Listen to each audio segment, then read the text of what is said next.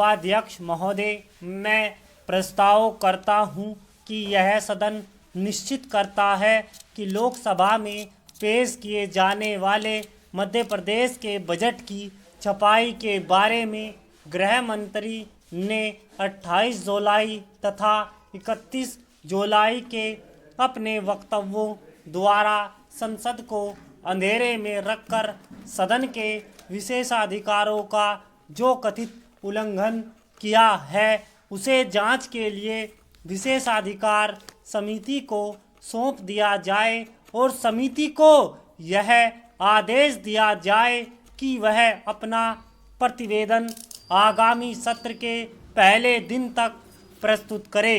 उपाध्यक्ष महोदय, मुझे खेद है कि मेरे विशेषाधिकार प्रस्ताव का विरोध किया जा रहा है। विशेषाधिकारों का पर्सन किसी पार्टी या दल का पर्सन नहीं है, यह सारे सदन का पर्सन है और विशेषाधिकारों के सवाल का निर्णय यदि संसद के बल पर किया जाएगा तो निश्चित ही सदन की प्रतिष्ठा को भी धक्का लगेगा और उसके लिए सदन के सभी वर्ग जिम्मेदार होंगे। उपाध्यक्ष महोदय, मैं यह समझने में असमर्थ हूँ कि जब गृह मंत्री महोदय ने मेरे प्रस्ताव को स्वीकार करने के लिए तैयार हो गए थे तो कांग्रेस दल के सदस्यों ने उसे क्यों नहीं माना।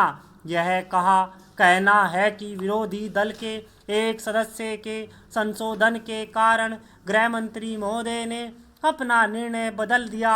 एक ऐसा बहाना है जिससे न तो गृह मंत्री की प्रतिष्ठा बढ़ने वाली है और न ही कांग्रेस दल का सम्मान बढ़ने वाला है। उपाध्यक्ष महोदय, मैं एक बार फिर से उस पृष्ठभूमि को आपके सामने रखना चाहूँगा जिसमें यह मामला उठाया गया है। विरोधी दल के नेताओं के पास मध्य प्रदेश के विरोधी दलों के नेताओं ने एक तार भेजा कि मध्य प्रदेश विधानसभा को भंग करने का और राष्ट्रपति शासन लागू करने का षड्यंत्र किया जा रहा है।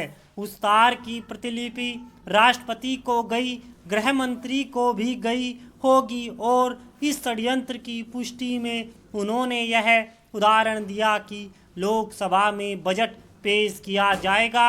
मध्य प्रदेश की विधानसभा को भंग करने के बाद वह बजट मध्य प्रदेश के कई सरकारी प्रेसों में छापा जा रहा है। यह बात हमने अध्यक्ष महोदय की अनुमति से सदन के सामने रखी। उस दिन गृह मंत्री महोदय ने जो कुछ कहा मैं उससे उद्धृत करना चाहता हूं। यह मामला सदन में कल फिर उठाया गया था और गृह मंत्री ने बड़ी आत्मविश्वास के साथ कहा था कि उन्होंने 28 तारीख को जो कुछ कहा उस पर कायम है। श्रीमान, आज सवेरे जो वक्तव्य गृह मंत्री महोदय ने पढ़ा, क्या यह बताता है कि मैंने मध्य प्रदेश की सरकार से जो सूचना प्राप्त की, अगर वह सूचना मैं प्राप्त न करता, अगर वह सूचना सदन के सामने न लाई जाती तो गृह मंत्री महोदय इसे मानने के लिए कभी तैयार नहीं होते। उनके किसी अधिकारी ने टेलीफोन पर मध्य प्रदेश के अधिकारियों से बातचीत की। यह सदन के से क्यों छिपाया? हो सकता है कि गृह मंत्री महोदय को मालूम ना हो, लेकिन इसके लिए वह अपनी जिम्मेदारी से बच नहीं सकते। यह मामला 28 तारीख को उठाया गया था, तब गृह मंत्री ने जांच करने का वादा किया था और जिस अधिकारी की मध्य प्रदेश के अधिकारियों से टेलीफोन पर वार्ता हुई उसका उत्तरदायित्व था कि वह गृह मंत्री को सूचित करता कि टेलीफोन पर संपर्क स्थापित किया गया है, लेकिन उसने ऐसा नहीं किया। 31 जुलाई को भी गृह मंत्री ने जो वक्तव्य दिया वह तथ्यों से विपरीत था और सदन को गुमराह करने वाला था। आज उन्होंने अपने वक्तव्य में यह माना है कि गृह मंत्री को यह सूचना कब दी गई? 28 तारीख को यह सूचना उसके पास नहीं थी। 31 जुलाई को भी यह सूचना उसके पास नहीं थी। अधिकारियों से पूछा गया और अधिकारियों ने उनको बताया कि हाँ, मध्य प्रदेश के अधिकारियों से बातचीत हुई। इतना ही नहीं, उन्होंने एक बात और कही, स्मरण रखिए कि यह बातचीत 22 तारीख को हुई।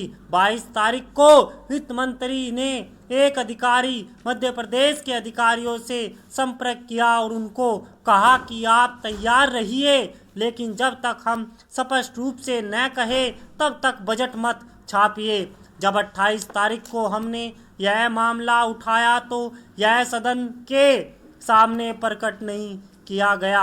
हो सकता है कि उस दिन गृह मंत्री को मालूम ना हो सकता है कि उस दिन अधिकारी को भी मालूम ना हो कि इस मामले में गृह मंत्री को या सदन को अंधेरे में रखकर वे गंभीर भूल कर रहे हैं। लेकिन जब मामला उठाया गया, समाचार पत्रों में प्रकाशित हो गया, तब भी गृह मंत्री को ठीक सूचना नहीं दी गई और इसलिए 31 जुलाई को गृह मंत्री ने फिर वही गलती की जो गलती उन्होंने 28 तारीख को की थी।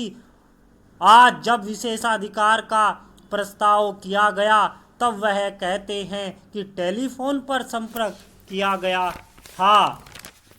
सभापति महोदय, विदेशी नीति का उद्देश्य राष्ट्र के उद्धत हितों का संरक्षण और संवर्धन करना होता है। ये हित स्थायी होते हैं, किंतु विश्व की बदलती हुई परिस्थिति के अनुसार इन हितों की रक्षा करने का उपकरण जो विदेश नीति होती है उसे लचीला होना चाहिए। मुझे यह कहने में कोई संकोच नहीं कि हमारी नीति हमारे व्यापक हितों, हमारे संरक्षण पर नहीं है। स्वाधीनता के बाद हमने चाकरार आक्रमणों को निशाना बनाया गया।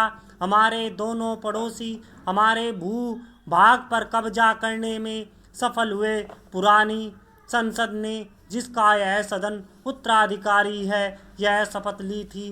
चीनी आक्रमण के पश्चात स्वर्गीय पंडित नेहरू के जन्म दिवस के पुण्य अवसर पर यह देश तथा सदन तब तक चैन से नहीं बैठेगा जब तक हम आक्रमणकारी के चंगुल में गई हुई भूमि को मुक्त नहीं करा लेंगे। आज तो उस शब्द की कोई चर्चा नहीं करता। जो भूमि चली गई उसे वापस लेने का कोई उपाय, कोई योजना नहीं दिखाई देती। यह स्वीकार करना होगा कि हम अपनी विदेश नीति को भारत को शक्तिशाली बनाने, अपनी सीमाओं को सुरक्षित रखने का और संसार में भारत को एक महान शक्ति के रूप में खड़ा करने का साधन नहीं बना सके। सभापति जी, विश्व शांति, पंचशील, सहअस्तित्व, भाईचारा अच्छी भावनाएं हैं, इसके साथ हमारा अमिट नाता है, लेकिन ये सुहावने आकर्षण शब्द किसी राष्ट्र की सुविचारित विदेश नीति का स्थान नहीं ले सकते। जैसा दुनिया चाहती है वैसा आज नहीं है और जैसा दुनिया आज है उसको समझकर हमें विदेशी नीति का निर्धारण करना होगा। हमने पंचशील का समझौता किया कम्युनिस्ट चीन के साथ और कम्युनिस्ट चीन ने हमारी पीठ में छुरा घोंप दिया। हमने पाकिस्तान के साथ मित्रता का संबंधों को विकास करने की कोशिश की, लेकिन उनके प्रत्युत्तर हमें आक्रमण में मिला। आज अमेरिका और कम्युनिस्ट चीन सामने आ रहे हैं, अनहोनी बात हो रही है। आज दुनिया की बदलती हुई परिस्थिति का प्रमाण जब हमने विदेशी नीति का निर्धारण किया तो चीन में नहीं था और रूस अमेरिका के बीच शीत युद्ध चल रहा था।